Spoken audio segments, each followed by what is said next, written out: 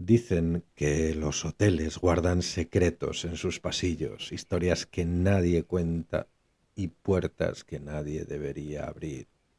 Hoy en Palabras Paganas traemos un relato basado en hechos que, al menos oficialmente, no ocurrieron, pero lo cierto es que la mancha sigue en el espejo.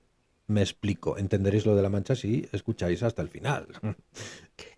¿Cómo te gusta el teatrillo, Santiago? ¡Hala! Tú a saco, Sí, sin saludar ni nada. Venga, di que sí. eh, Bueno, pues lo hago yo. Hoy el saludo lo hago yo. tienes toda la razón. Bienvenidos, bienvenidas a este nuevo episodio, el 9 ya, de Palabras Paganas. Yo es que pierdo la cuenta y tienes toda la razón. Sí, creo que es el 9, sí, el 9, claro. Claro. Tienes toda la razón del mundo. Soy una miaja impresentable. Bienvenidos, amadísimos oyentes. Lo de amadísimos, yo creo que sobra. Es peloteo para que me perdonen. Estimados oyentes. Pero es que me he acordado que tenía que contar otro hecho real, que te ríes de mí cuando digo hecho real, hecho real, hecho real. Es que es lo que más mola, lo que más gusta. Los hechos reales, o al menos los que están basados en la realidad.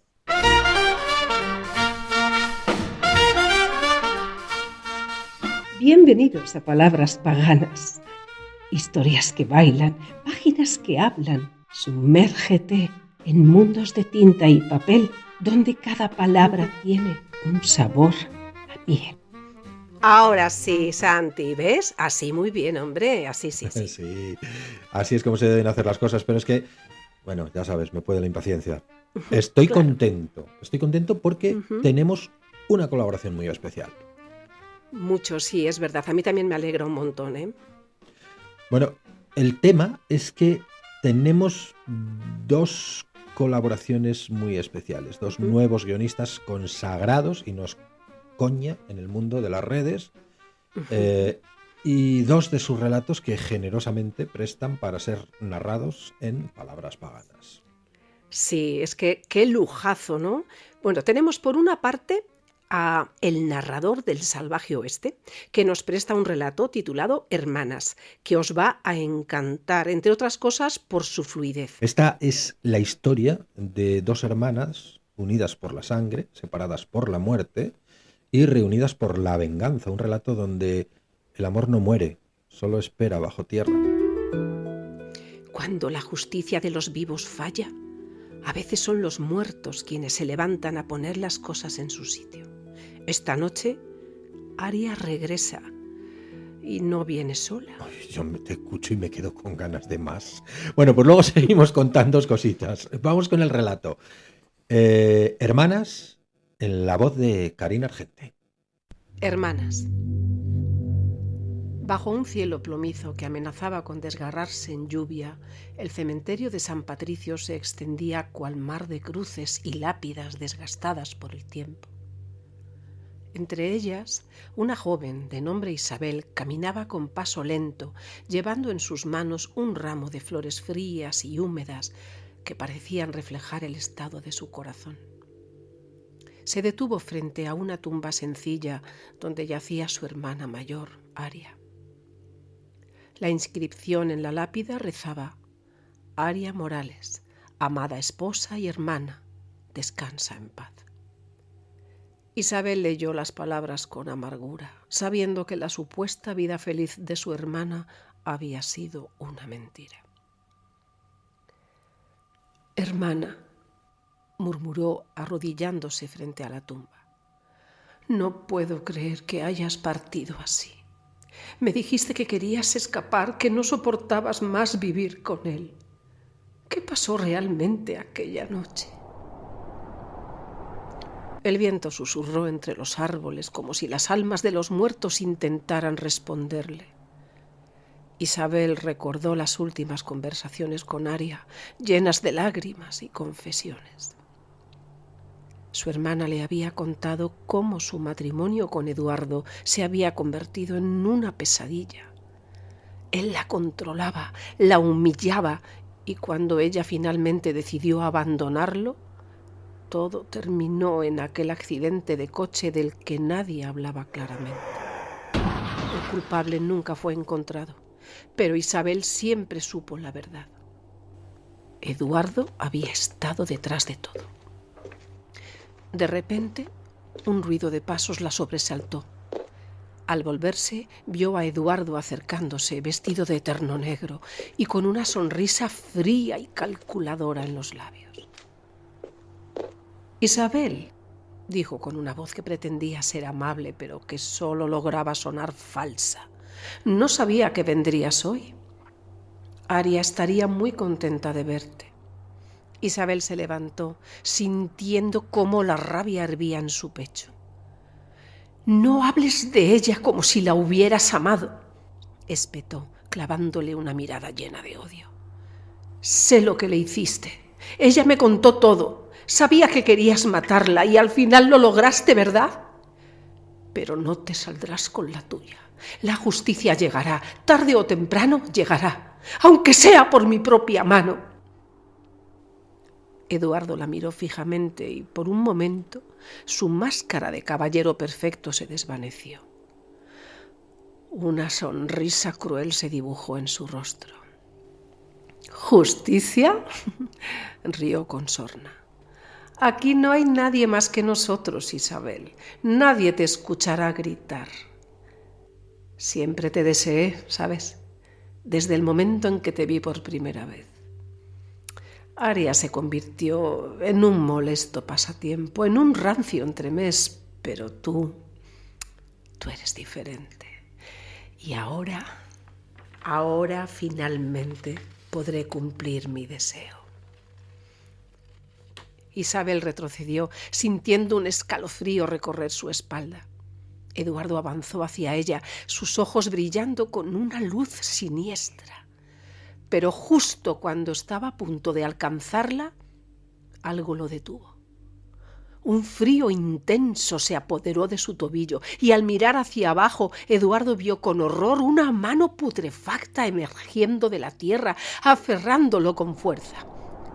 ¿Qué es esto?, gritó Eduardo, deteniéndose en seco. La tierra comenzó a temblar y de la tumba de Aria surgió una figura espectral, vestida con el mismo traje blanco que llevaba Aria el día de su boda. Su rostro, aunque descompuesto, conservaba una belleza fantasmal. Sus ojos, vacíos y llenos de dolor, se clavaron en Eduardo. «Prometiste amarme y respetarme por toda la eternidad», dijo Aria con una voz que resonó como un eco desde las profundidades del infierno. «No contento con haber roto esa promesa, ahora pretendes hacerle daño a mi única y querida hermana. Eso sí que no te lo permitiré. Ahora mismo me encargaré de corregir las cosas. Me aseguraré de que cumplas con tu promesa. Me amarás y respetarás por toda la eternidad».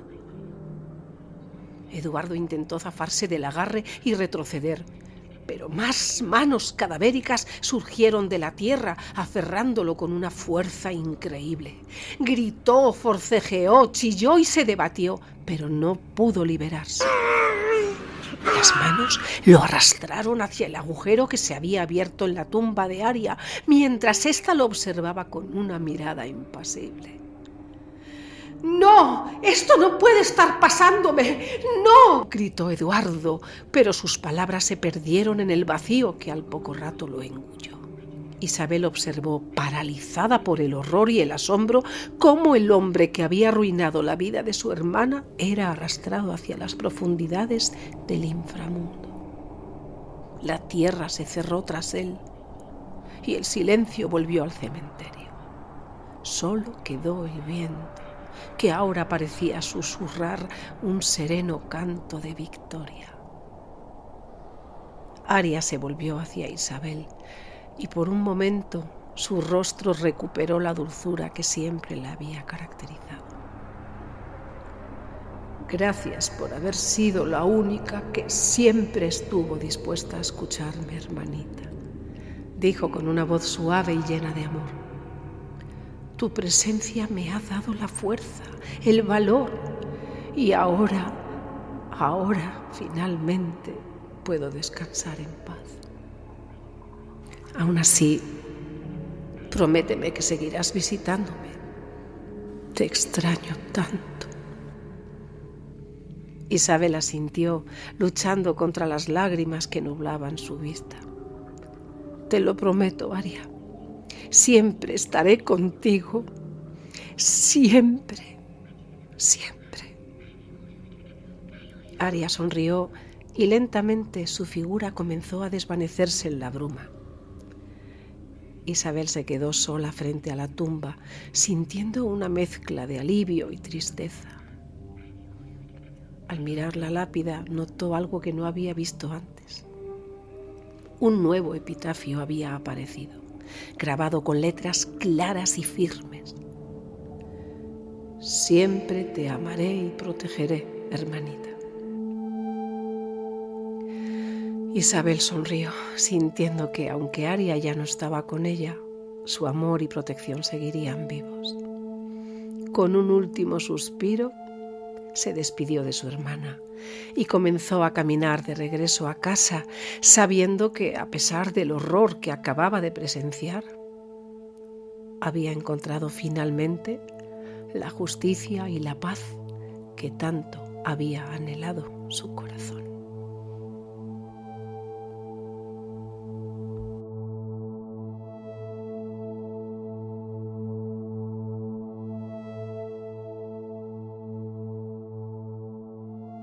¡Bah! ¡Qué bien! Gracias de verdad, Karina. Gracias al narrador del Salvaje Oeste. Esperamos haber estado a la altura y que os haya gustado. Sí, porque además no será el único, serán otros grandes autores del espectro terrorífico de la red, ya consagrados, a quienes prestaremos nuestras voces para narrar estos relatos que sabemos que os encantan. Sí, bueno, ya sabes de mi empeño por los casos reales. Bueno, pues Cari y yo os vamos a contar este hecho real del que hablábamos al principio. Y bueno, es real, pero lo hemos adaptado a palabras paganas. Sí, porque como este hecho real, como los que tanto le gustan a Santiago, transcurre en una habitación de hotel, os voy a contar algo curioso. El Resplandor, la película, ¿sabíais que esa famosa habitación que tanto miedo nos da a todos, la 217, no era la 217, sino la 237? Es que es verdad. A ver, hay un poco de lío en esto. En el libro de Stephen King, la habitación es la 217, pero cuando Kubrick lleva la peli al cine, lleva la historia al cine, pues opta por cambiarlo a la 237. ¿Por qué? Pues no tengo ni idea, no sé las razones exactas, o al menos no están todo claras, porque muchos especulan con que si quería evitar confusión con algún hotel que realmente tuviera una habitación 217 y una historia oscura, bueno, ya sabes. Sí, también se dice que es que el número 237 como que le daba un aire más enigmático, más perturbador a la historia, así que bueno, cuando pienses en la icónica habitación del Resplandor, recuerda, es la 237, el epicentro del horror y la locura en el Hotel Overlook. Bueno, pues al turrón. Oye, al final lo vamos a hacer lema, lo de al turrón. En nuestro caso, ni 217 ni 237. Este hecho real sucedió en la 227. Y aunque hace ya un montón de tiempo, esto le sucedió a una amiga. La vamos a llamar Marta. Venga, por ejemplo. ¿Qué hay detrás de la puerta 227? Escucha con atención y no olvides, hay lugares que te eligen, aunque solo pases una. La habitación 227. El refugio. Marta llegó al Hotel Liria una noche cerrada de octubre. Llevaba conduciendo horas, escapando de una llamada que no quería devolver y de un rostro que no podía olvidar. El hotel surgió en medio de la niebla como un recuerdo mal archivado, con su fachada decadente de piedra sucia y letras doradas que colgaban torcidas.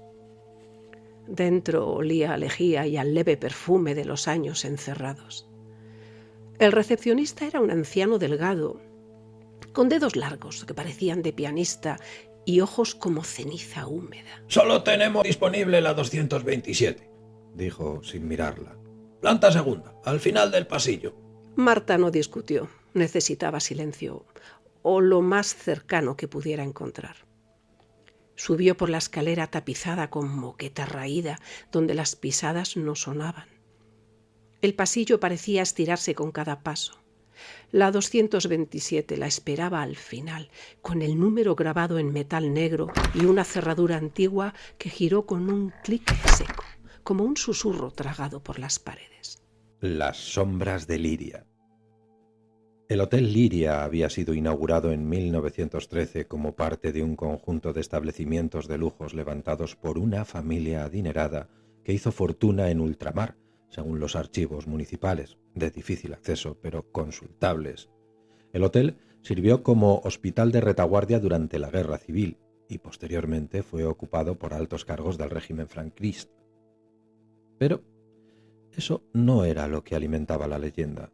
Decían que en los años 70 el hotel fue escenario de una serie de desapariciones extrañas, todas relacionadas con una misma habitación, la 227.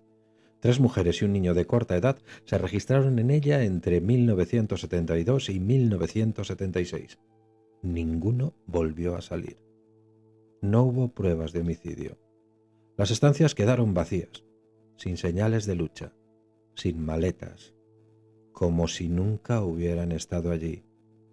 El personal antiguo, los pocos que quedaban, hablaban de la huésped sin sombra, una figura que a veces se aparecía en los espejos del hotel, una mujer empapada, con el rostro oculto por el cabello, que imitaba gestos con un leve retardo, como si viniera de otro plano, de otro tiempo. La leyenda decía que si te alojabas en la 227 y veías a esa mujer en el espejo, no volverías a ver el reflejo que esperabas. El cristal y la carne. Marta no sabía nada de esto. Encendió la lámpara junto a la cama. Parpadeó, pero se mantuvo. En la habitación todo era sencillamente antiguo. Una cómoda, una silla, un espejo de cuerpo entero, ligeramente inclinado. El baño tenía azulejos de los años 50, una ducha oxidada y agua que salía marrón al principio. Se duchó sin mirar al espejo. Lo evitó de forma inconsciente. Algo en ese cristal parecía pulsar, latir con una frecuencia distinta. Al acostarse, notó que la luz seguía encendida, pero no había fuerza en ella.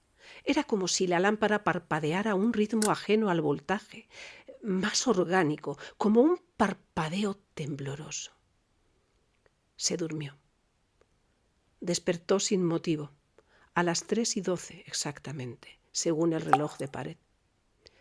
Un ruido constante como gotas en madera seca. Provenía del espejo. Marta se incorporó. El reflejo estaba ahí, pero no era ella. Tenía su rostro, sí, pero los ojos eran más grandes, más húmedos, como si acabara de llorar. Y no se movía. Solo observaba. Marta alzó una mano. El reflejo permaneció quieto. Y luego, al mismo tiempo que ella abría la boca para gritar, la figura en el espejo sonrió. Lentamente. Una sonrisa de dientes demasiado blancos, demasiado iguales. No los suyos. Entonces se acercó al cristal y lo atravesó. El huésped nuevo. A la mañana siguiente, el recepcionista, un hombre joven, nuevo en el puesto, miró con extrañeza a la huésped que bajó a pedir café. Era educada y sonriente, de andar pausado y cabello mojado. Vestía la misma ropa que el día anterior, aunque ahora le quedaba como recién planchada. ¿Todo bien en la 227? Preguntó el recepcionista. Perfecto, dijo la mujer, muy tranquila. La lámpara... Funciona de maravilla, interrumpió con una sonrisa afilada.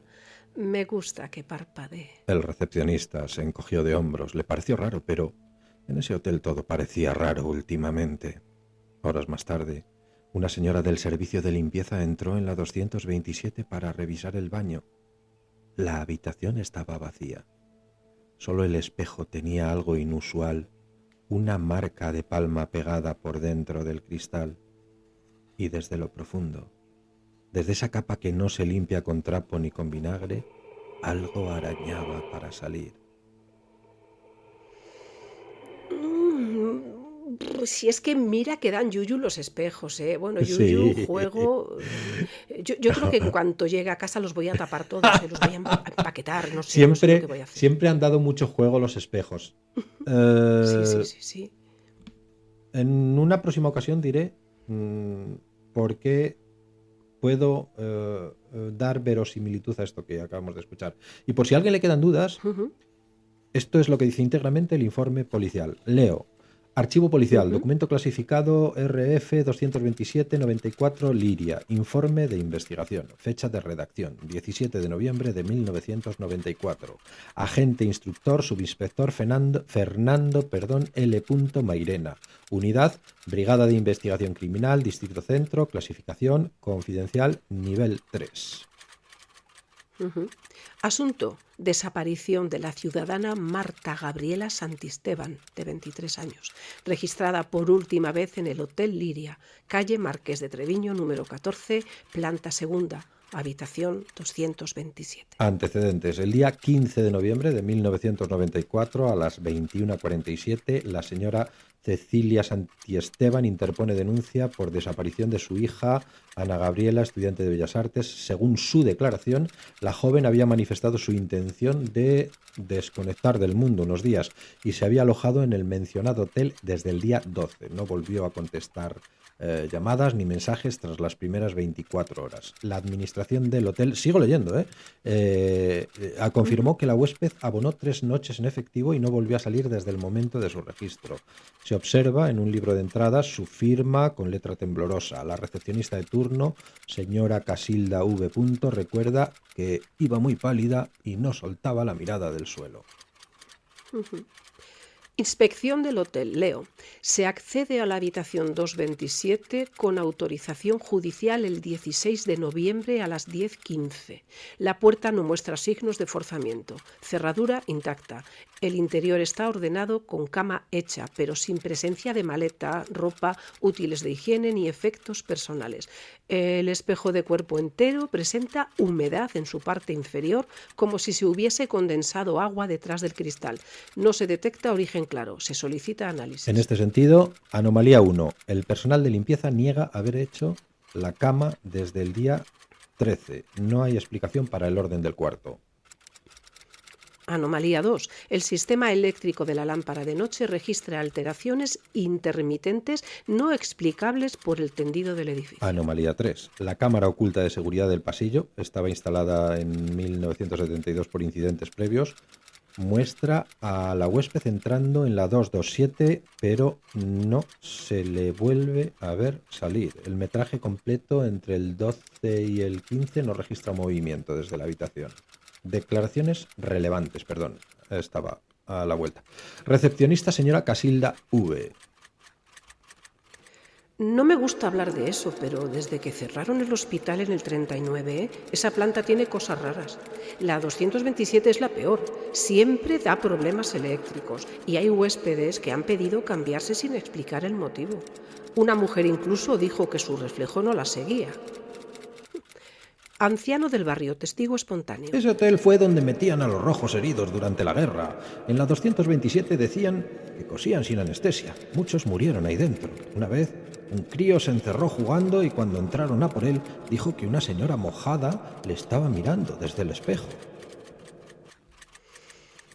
Estado de la investigación. A día de hoy no se ha hallado rastro físico de Ana Gabriela Santisteban. No hay movimientos en cuentas bancarias ni actividad telefónica. Su desaparición se añade a otros 3 casos similares, documentados entre 1972 y 1994 en el mismo hotel, todos vinculados a la habitación 227.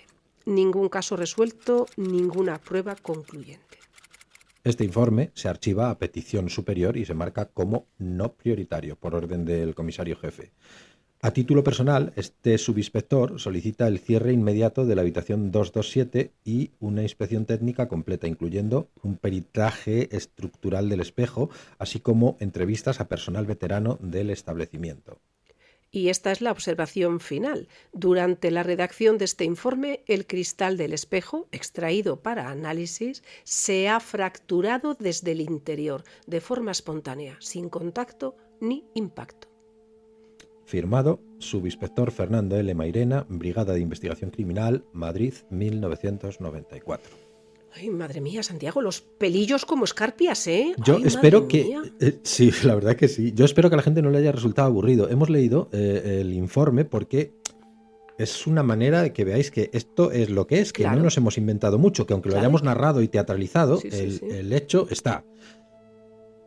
Y para saber además que suceden cosas como esta. ¿Explicación? Cero. Sí, No sé. cierto. Bueno, pues para finalizar, nuestro clásico semanal. ¿Qué ocurre cuando el regreso de la muerte no trae consuelo, sino horror? Esta noche, doña Emilia Pardo Bazán nos abre la tumba y también los ojos. Dicen que la muerte todo lo cura, pero a veces deja asuntos sin cerrar. Escuchemos La Resucitada, una historia que hiela el alma desde el más allá. Ardían los 4 blandones soltando gotazas de cera. Un murciélago descolgándose de la bóveda empezaba a describir torpes curvas en el aire. Una forma negruzca breve se deslizó al ras de las losas y trepó con sombría cautela por un pliegue del paño mortuorio. En el mismo instante abrió los ojos Dorotea de Guevara, yacente en el túmulo. Bien sabía que no estaba muerta, pero un velo de plomo, un candado de bronce la impedían ver y hablar. Oía, eso sí, y percibía, como se percibe entre sueños, lo que con ella hicieron al lavarla y amortajarla. Escuchó los gemidos de su esposo y sintió las lágrimas de sus hijos en sus mejillas blancas y yertas. Y ahora, en la soledad de la iglesia cerrada, recobraba el sentido y le sobrecogía mayor espanto. No era pesadilla, sino realidad. Allí el féretro, allí los cirios, y ella misma envuelta en el blanco sudario. Al pecho, el escapulario de la Merced. Incorporada ya, la alegría de existir se sobrepuso a todo. Vivía. ¡Qué bueno es vivir! Revivir, no caer en el pozo oscuro. En vez de ser bajada al amanecer en hombros de criados a la cripta, volvería a su dulce hogar y oiría el clamoreo regocijado de los que la amaban y ahora la lloraban sin consuelo. La idea deliciosa de la dicha que iba a llevar a la casa hizo latir su corazón, todavía debilitado por el síncope. Sacó las piernas del ataúd, brincó al suelo y con la rapidez suprema de los momentos críticos combinó su plan. Llamar. Pedir auxilio a tales horas sería inútil, y de esperar el amanecer en la iglesia solitaria no era capaz. En la penumbra de la nave creía que asomaban caras fisgonas de espectros y sonaban dolientes quejumbres de ánimas en pena. Tenía otro recurso: salir por la capilla del Cristo. Era suya, pertenecía a su familia en patronato. Dorotea alumbraba perpetuamente con rica lámpara de plata a la santa imagen de Nuestro Señor de la Penitencia. Bajo la capilla se cobijaba la cripta, enterramiento de los Guevara Benavides. La alta reja se columbraba a la izquierda filigranada, tocada a trechos de oro rojizo, rancio. Dorotea elevó desde su alma una deprecación fervorosa al Cristo. «Señor, que encontrase puestas las llaves». Y las palpó. Allí colgaban las 3, el manojo, la de la propia verja, la de la cripta a la cual se descendía por un caracol dentro del muro y la tercera llave que abría la portezuela oculta entre las tallas del retablo y daba a estrecha calleja donde erguía su fachada infanzona el caserón de Guevara. Por la puerta excusada entraban los Guevara a oír misa en su capilla sin cruzar la nave. Dorotea abrió, empujó, estaba fuera de la iglesia, estaba libre. 10 pasos hasta su morada. El palacio se alzaba silencioso, grave como un enigma. Dorotea cogió el aldabón trémula cual si fuese una mendiga que pide hospitalidad en una hora de desamparo. ¿Esta casa es mi casa, en efecto? pensó al secundar el aldabonazo firme. Al tercero se oyó ruido dentro de la vivienda muda y solemne, envuelta en su recogimiento como en larga fundamenta de luto. Y resonó la voz de Pedralbar, el escudero, que refunfuñaba. ¿Quién? ¿Quién llama a estas horas? Que comiendo le vea yo de perros. Abre, Pedralbar, por tu vida, soy tu señora, soy doña Dorotea de Guevara, abre presto. Váyase, en hora mala el borracho, si salgo a fe que lo ensarto. Soy doña Dorotea, abre, ¿no me conoces el habla? Un reniego enroquecido por el miedo contestó nuevamente. En vez de abrir, Pedralbar subía la escalera otra vez. La resucitada pegó 2 aldabonazos más. La austera casa pareció reanimarse. El terror del escudero corrió a través de ella como un escalofrío por un espinazo. Insistía el aldabón, y en el portal se escucharon taconazos, corridos y cuchicheos. Rechinó, al fin, el claveteado portón entreabriendo sus 2 hojas, y un chillido agudo salió de la boca sonrosada de la doncella Lucicuela. Elevaba un candelabro de plata con vela encendida y lo dejó caer de golpe. Se había encarado con su señora, con la difunta arrastrando la mortaja y mirándola de hito en hito. Pasado algún tiempo recordaba a Dorotea, ya vestida de acuchillado terciopelo genovés, trenzada la crencha con perlas y sentada en un sillón de almohadones al pie del ventanal, que también Enrique de Guevara, su esposo, chilló al reconocerla. Chilló y retrocedió. No era de gozo el chillido, sino de espanto. De espanto, sí. La resucitada no lo podía dudar. Pues acaso sus hijos, doña Clara, de 11 años, don Félix, de 9, ¿no habían llorado de puro susto cuando vieron a su madre que retornaba de la sepultura?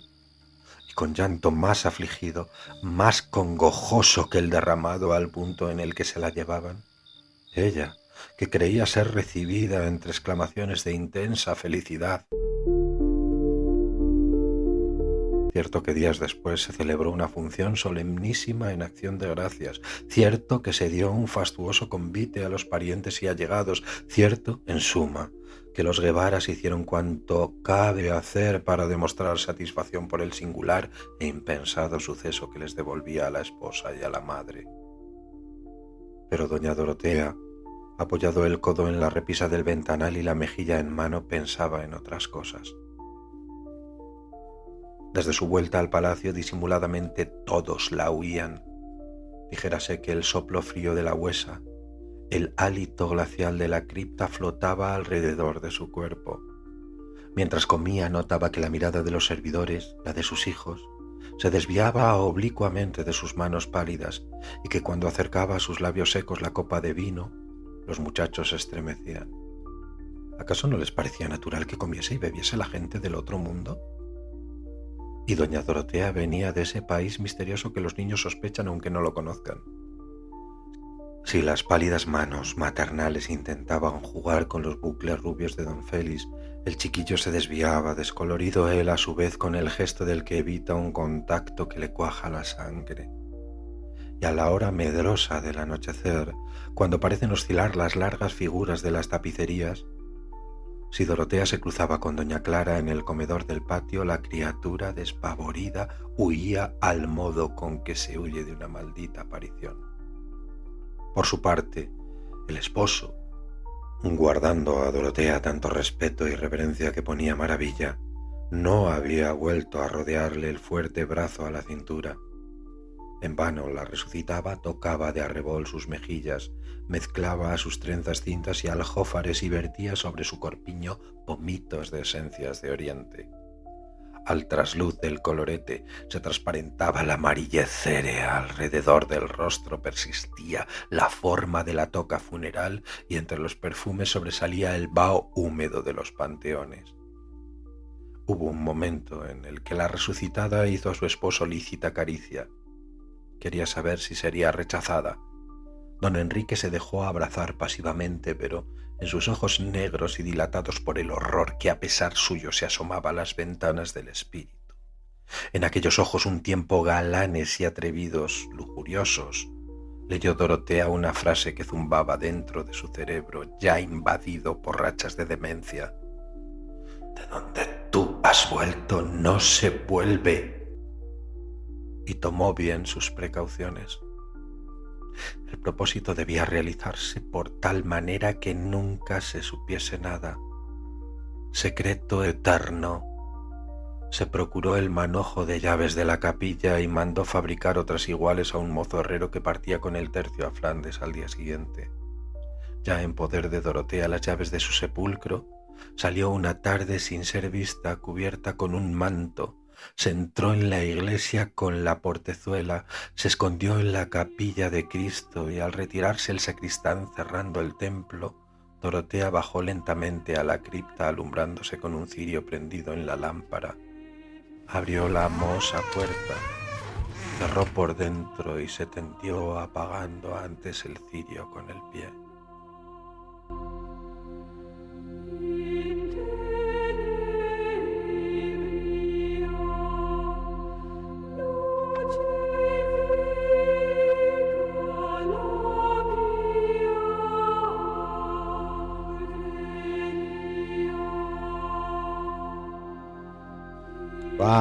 Bueno, pues, ¿qué te ha parecido? oye, Qué guay. Oye, y otra cosilla, estamos metiendo a Becker, estamos metiendo a Pardo Bazán, Emilia Pardo Bazán, una doña y un don de la literatura, que también se inclinaron por el horror y el terror en Sí. algún momento, y es que tiene tirón el terror y el horror. Mucho, mucho. Parece que nos apetece meternos debajo del edredón y no sacar la cabeza. Yo aconsejo a todos nuestros oyentes, yo sé que a veces no se puede, sé que hay muchos que no se pueden retener, le dan al clic en el teléfono y lo escuchan a través del teléfono, incluso el ordenador, pero la mejor forma de escucharlo, voy a saludar a mi amiga Rosa. Rosa dice que, sí, Rosa Jujujuma, sí, es así como la llamamos, dice que se pone los auriculares. Sí. Dice, me da miedito, pero me gusta mucho. Entonces, yo invito a que hagáis todo lo que hace mi amiga Rosa, que se pone los auriculares para escuchar los relatos. Muy bien. Pues, ¿qué más, Santiago? No, simplemente decir que nos vamos, que hemos llegado al final del capítulo, que nos manden... mandaros vuestras ideas, vuestros proyectos, vuestros relatos, cómo os gustaría que caminase esto, un relato que os encantaría que narrásemos, claro, a palabrasPaganas@gmail.com. Estaría genial. Gmail.com. Que nos escriban, Bueno, pues, que nos cuenten historias reales que a se ser sus- posible y ya les y que se damos nosotros suscriban. vidilla. Hombre, claro, Que se pero es que eso se da por hecho, ¿no? Bueno, no te creas, no se da por hecho. A veces nos olvidamos, acaba el capítulo, cerramos la pantalla. No, dale a suscribir, porque así te enterarás cuando llegue el próximo episodio Eso antes es. que nadie. Perfecto. Muchas gracias a todos. Gracias, Cari. No, gracias a ti, Santiago Nieto. Palabras Paganas te despide por el momento, con letras que vibran y voces que inspiran. Nos vemos pronto en este ritual literario.